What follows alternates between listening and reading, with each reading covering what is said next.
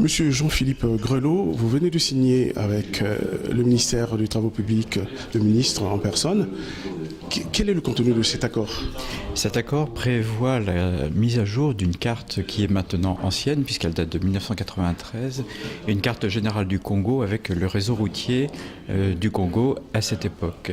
Et il se trouve que vous avez fait beaucoup d'investissements de modernisation et de développement de cette infrastructure, et la carte doit être actualisée. Alors, cette actualisation, Jean-Philippe Grelot, comment va-t-elle se matérialiser? Est-ce que le Congo va rester sur la carte papier, on en a vu une tout à l'heure, ou bien vous allez aussi intégrer les nouvelles technologies de l'information et de communication, notamment tout ce qui concerne aujourd'hui le GPS ou encore d'autres modes de vision en fait, du pays? Oui.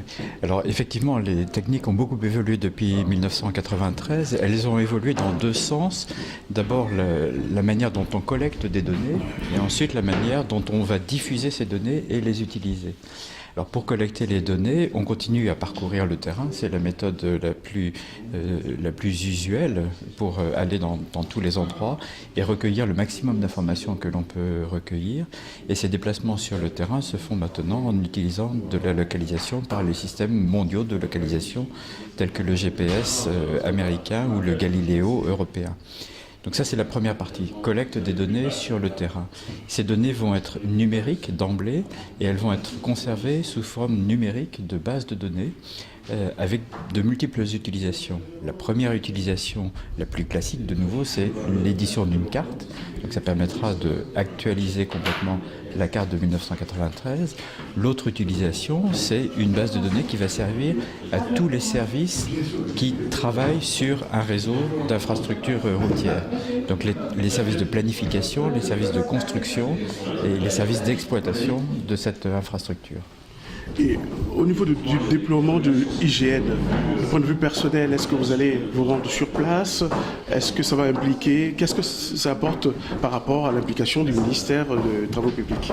Alors, le mode de notre intervention à l'étranger est que nous apportons nos savoir-faire, nous apportons nos connaissances de la technologie, nous apportons des experts qui vont permettre de mettre en route un projet, mais nous nous efforçons de faire du transfert de technologie et de former les opérateurs sur place de manière qu'ils puissent exploiter au mieux les données que nous constituons et qu'ils puissent ensuite les entretenir, les mettre à jour, parce que tout pays a besoin d'avoir l'information non pas de son histoire, il a aussi besoin de l'information de son histoire, mais il a besoin de l'information de la situation d'aujourd'hui et de l'indication des projets futurs de développement pour l'avenir. Savoir la maîtriser, bien sûr. Bien sûr.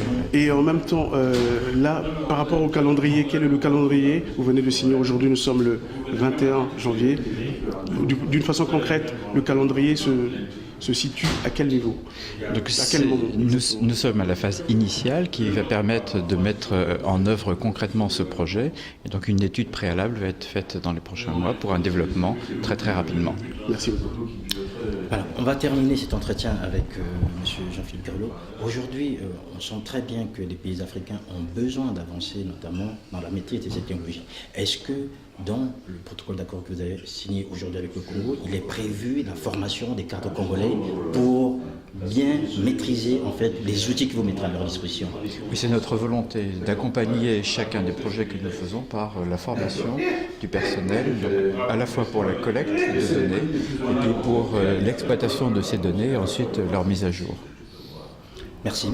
Je vous en prie.